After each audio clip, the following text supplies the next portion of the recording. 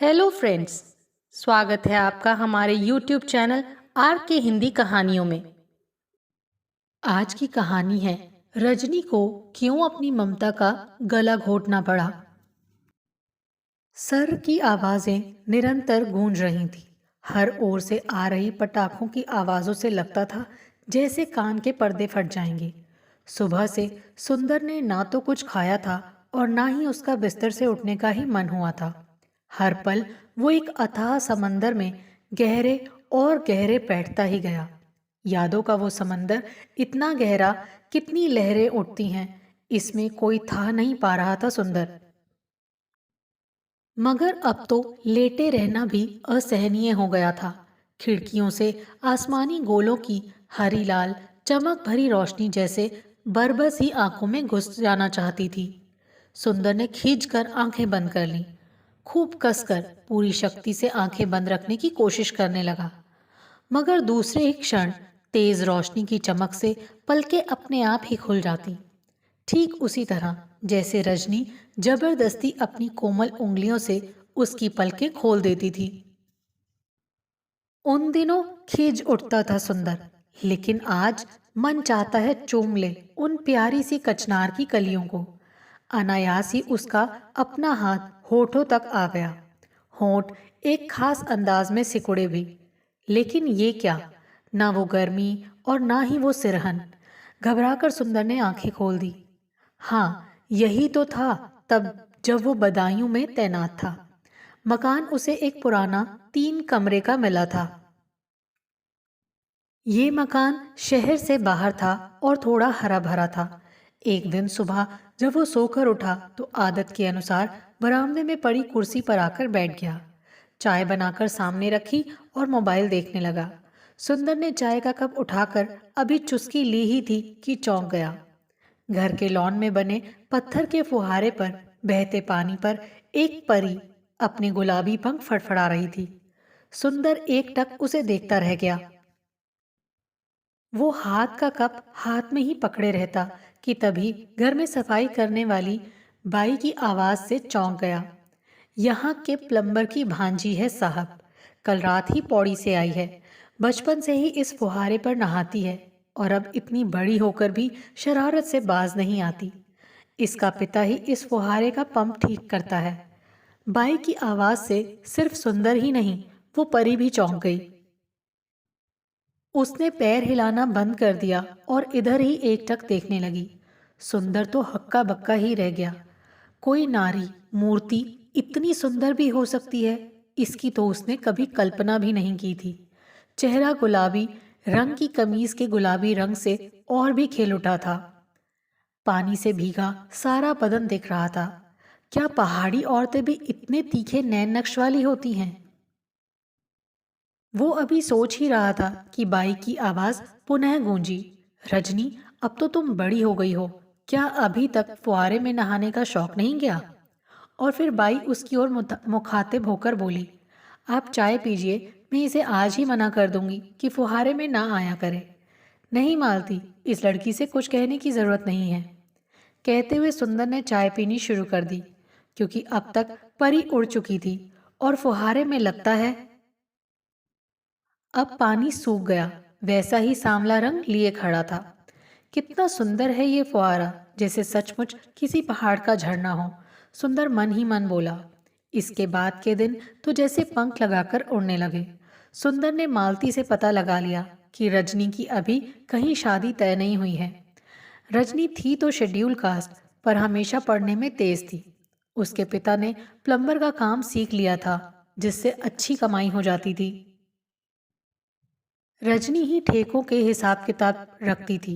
वो रजनी के माता पिता से मिला और उनके आगे रजनी से अपने विवाह का प्रस्ताव रखा। सुंदर जैसे स्वस्थ और आकर्षक व्यक्तित्व वाले ऊंची जाति के डॉक्टर को अपना दामाद बनाने में रजनी के माता पिता को भला क्या एतराज हो सकता था। सुंदर की माँ भी रजनी की सुंदरता देखकर तुरंत उसे अपनी बहू बनाने को तैयार हो गई। हालांकि उनको उसकी जाति खल रही थी। पर सुंदर की मां जवानी में कम्युनिस्ट आंदोलन से जुड़ी थी और जीवन भर उन्होंने स्कूलों में पढ़ाया है, जहां हर तरह की लड़कियां आती रही हैं। कुछ दिन रुककर पट ब्याह वाली बात हुई। सुंदर रजनी को ब्याह कर अपने घर में ले आया। उसको तो जैसे मन चाही मुराद मिल गई। वो रात दिन रजनी के प्यार में ही डूबा रहता। नशा इतना गहरा था कि कुछ सोचने का वक्त ही नहीं मिला।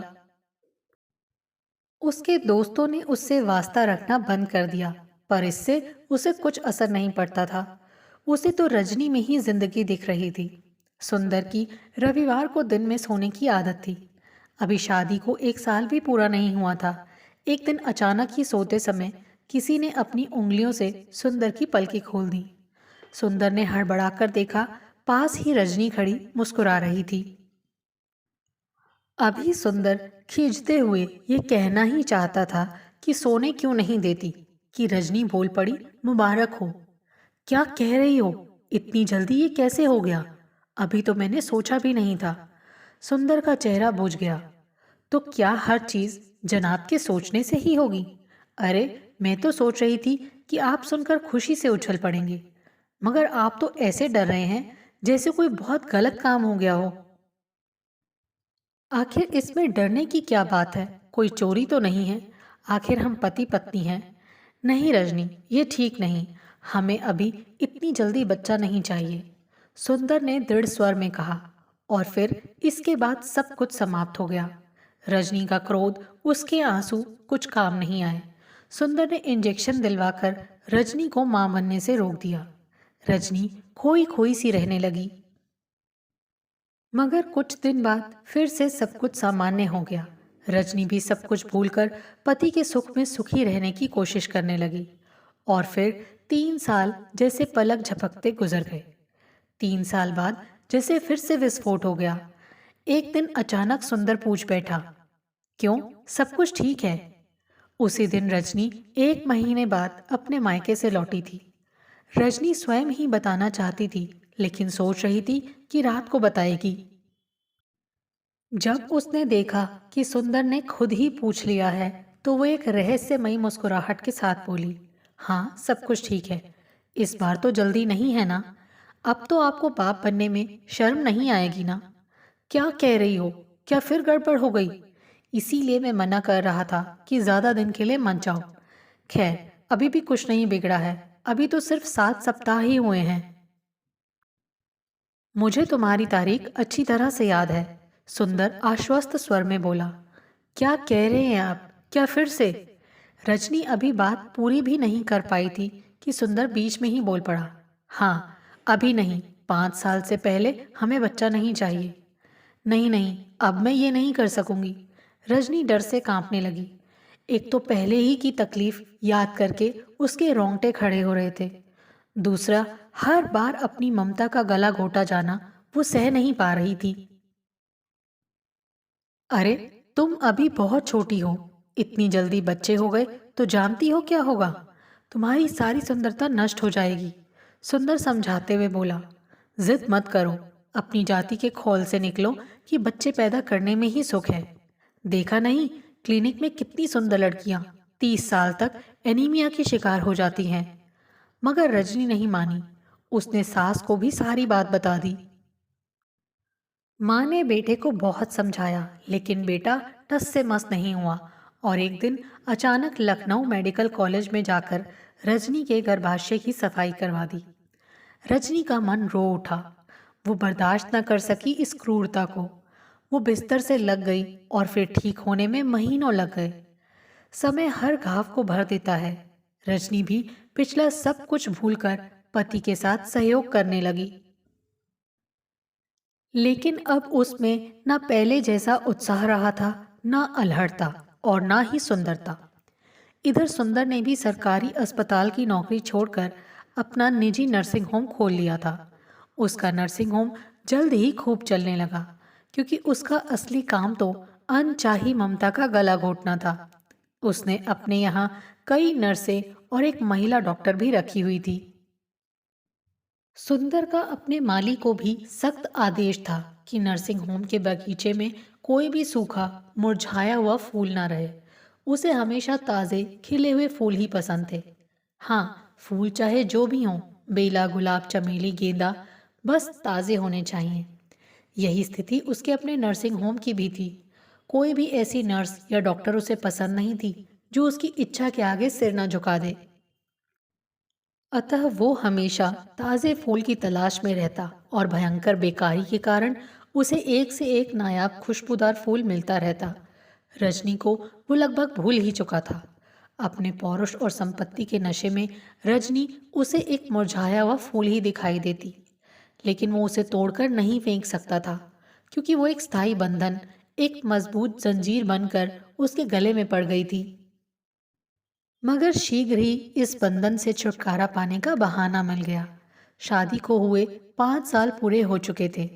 रजनी करीब 4 महीनों से अपने मायके में थी। सुंदर के बार बार कहने पर भी नहीं आ रही थी। सुंदर को कुछ खटका हुआ। वो स्वयं जाकर रजनी को लाना चाहता था, लेकिन उसे वक्त ही नहीं मिल पा रहा था। उसने अपने नौकर को लाने भेजा तो रजनी ने कहलवा दिया कि वो अभी नहीं आ सकेगी। अब तो उसका संदेह विश्वास में बदलने लगा। उसने फोन किया कि वो गंभीर रूप से बीमार है। ये सुनते ही रजनी के हाथ पैर फूल गए। वो घबराई हुई फौरन लखनऊ के लिए चल दी। रजनी ने आकर देखा कि सुंदर तो पूरी तरह ठीक है। रजनी को देखकर उसका पारा अवश्य चढ़ गया, क्योंकि उसे समझते देर नहीं लगी कि रजनी फिर से मां बनने वाली है। उसकी तारीख तो वो हमेशा ही याद रखता था, अतः उसे पक्का विश्वास था कि 4 महीने का गर्भ होगा। इस बार उसने रजनी से कुछ नहीं पूछा। जब वो रात को सोई तो चुपचाप बेहोश करके सब काम बड़ी तसल्ली से पूरा करके आराम से सो गया। सुबह जब रजनी की आंख खुली तो उसका गला बुरी तरह से सूख रहा था। सारे शरीर में जैसे जान ही नहीं थी। उसने सिर उठाने की कोशिश की तो उसे लगा जैसे वो भारी बोझ तले दबी हुई है। अभी वो कुछ समझ पाती कि किसी ने उसके मुंह में कोई गरम गरम चीज डाल दी। मुश्किल से निगलकर दोबारा आंख खोलकर देखने की कोशिश की तो एक धुंधला सा चेहरा दिखाई दिया, लेकिन कुछ समझ नहीं सकी। पता नहीं कितनी देर इसी हालत में पड़ी रही कि किसी ने एक इंजेक्शन लगाकर दोबारा मुंह में गरम चीज डाली। इस बार उसे आभास हुआ कि वो गर्म चीज दूध है। हिम्मत करके उसने आंखें खोली। देखा पास ही एक नर्स और उसका पति सुंदर खड़ा है। रजनी कांप गई। अनायास ही हाथ पेट पर गया। तीव्र पीड़ा हुई और वो चीख पड़ी, नहीं। इसके बाद फिर बेहोश हो गई। सुंदर भी चौंक उठा। इसके बाद की सारी घटनाएं जैसे एक आंधी की तरह आईं। रजनी लगातार 1 महीने तक होश में आकर चीखती और फिर डर कर बेहोश हो जाती। सुंदर परेशान हो गया। रजनी सूखकर हड्डियों का ढांचा मात्र रह गई थी। मजबूरन सुंदर ने रजनी के माँ बाप और भाई को बुलवा लिया। मेडिकल कॉलेज के डॉक्टरों ने एक राय से कहा कि रजनी को कोई भारी मानसिक आघात लगा है। सुंदर ने सोचा भी नहीं था कि परिणाम इतना भयानक होगा। बड़ी मुश्किल से रजनी 6 महीनों में ठीक हो पाई, लेकिन अब उसने सुंदर के साथ रहने से साफ मना कर दिया। वो अपने माँ बाप के पास चली गई। कुछ दिन बाद सुंदर को अदालत का पत्र मिला कि रजनी तलाक चाहती है, और जितनी जल्दी उनका विवाह हुआ था उतनी ही जल्दी उनका तलाक भी हो गया, क्योंकि दोनों ही पक्ष इसके लिए इच्छुक थे। सुंदर ने रजनी से छुटकारा मिलने पर सांस ली। वो पहले ही इस सूखे मुरझाए हुए फूल को तोड़ना चाहता था। अब वो मनमाने तरीके से रहने लगा। माँ तो पहले ही मर चुकी थी। अब पत्नी के भी ना रहने से किसी तरह का बंधन नहीं रहा। नित नए स्वाद और नित नए शौक। वो शान से कहता, अकेले की जिंदगी कितनी सुखदाई होती है। जब चाह खाया, जब चाह सोए, कोई रोकने टोकने वाला नहीं।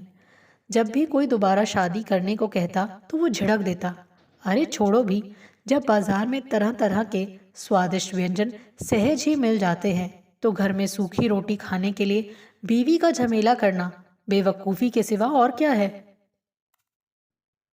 लोगों ने भी कुछ दिन तो कहा, फिर धीरे धीरे सब चुप हो गए। इसी तरह 15 वर्ष गुजर गए। एक जगह रहते रहते सुंदर का मन भी उब गया। अब उसकी प्रैक्टिस भी पहले जैसी नहीं रही, क्योंकि वो डॉक्टर के रूप में काफ़ी बदनाम हो चुका था। अतः तंग आकर उसने दिल्ली के एक नर्सिंग होम में सर्विस कर ली। मकान भी उसे नर्सिंग होम के पास मिल गया। आने के दूसरे दिन ही वो कमरे में खड़ा खिड़की से बाहर देख रहा था कि सामने के घर की बालकनी पर नजर पड़ते ही चौंक गया। सामने रजनी गुलाबी रंग की साड़ी में खड़ी बाल सुखा रही थी। रजनी पहले से कुछ मोटी हो गई थी, फिर भी उसके चेहरे की चमक दमक वैसी ही थी। सुंदर देखता ही रह गया। अभी वो कुछ सोचता कि दो प्यारे प्यारे बच्चे दौड़ते हुए आए और रजनी से लिपट गए। सुंदर का मन अजीब सा होने लगा। कितनी प्यारी गुड़िया सी लड़की, जैसे नन्ही मुन्नी रजनी ही खड़ी हो, और वो लड़का, उसकी शक्ल उस लड़की से बिल्कुल भिन्न थी। लड़की बिल्कुल गोरी थी तो लड़का गेहुए रंग का था। सुंदर का मन हुआ कि वो जाकर उन बच्चों के साथ खेलने लगे। अभी वो उन्हें देख ही रहा था कि अंदर से एक लंबा हट्टा कट्टा खूबसूरत सा व्यक्ति स्टेथोस्कोप लिए निकला। अच्छा, मैं चलता हूँ, कहकर उसने रजनी को मुस्कुराते हुए भरपूर नजरों से देखा। दोनों बच्चे पिता से लिपट गए। जब पिता चलने को हुआ तो दोनों बच्चे जोर जोर से बोले, पापा जल्दी आना, आज इंडिया गेट चलेंगे। ठीक है, तुम सब तैयार रहना, और मेम साहब तुम बढ़िया सा मेकअप करके वो नई साड़ी पहनना जो मैं कल लाया था। वो बोला, अच्छा बाबा, वही पहनूंगी। रजनी भी चहकती हुई बोली। सुंदर के दिल पर जैसे आरा चल गया। कितनी खुश है रजनी, कितने प्यारे बच्चे हैं उसके, और वो कितना हंस रहा था। मैं तो कभी इतना खुलकर नहीं हंस सका। सुंदर कमरे में जाकर धम से बिस्तर पर गिर गया। कोई भी तो नहीं है जो उससे जल्दी आने का आग्रह करे, किसी के साथ चलने को कहे। सुंदर किससे बातें करे।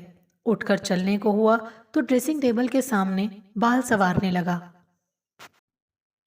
आधे से ज्यादा बाल पक चुके थे। चेहरे पर भी झुर्रियां पड़ गई थी। आंखों के नीचे का भाग कितना ज्यादा फूल गया था। क्या उम्र है अभी, कुल 45 वर्ष ही तो, लेकिन देखने में तो 60 से कम नहीं लगता। और रजनी, वो भी 35 से ज्यादा की हो गई होगी, लेकिन देखने में तो मुश्किल से 25-26 की ही लगती है।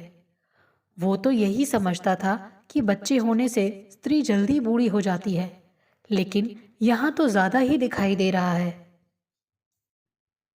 कहाँ रोक पाया वो उम्र को आगे बढ़ने से, बल्कि उसका अपना चेहरा हमेशा तनावग्रस्त ही दिखाई देता है। सुंदर रोज छिप छिप कर रजनी और उसके परिवार को देखता रहा। उस दिन जब बेचैनी बहुत बढ़ गई तो खिड़की पर जाकर खड़ा हुआ। रजनी, उसका पति और दोनों बच्चे फुलझड़ी और पटाखे चला रहे थे। उनका घर मोमबत्तियों की रोशनी से जगमगा रहा था। पूरा मोहल्ला ही नहीं, पूरा शहर भी रोशनी से नहा गया था। धरती पर चरखी और आसमान में रंग बिरंगे सितारे बिखरे पड़े थे। यदि कहीं सूनापन या अंधेरा था तो वो सुंदर के घर में। रजनी, उसका पति और बच्चे अंदर जा चुके थे। अचानक खिलखिलाहट की आवाज से सुंदर चौंक गया।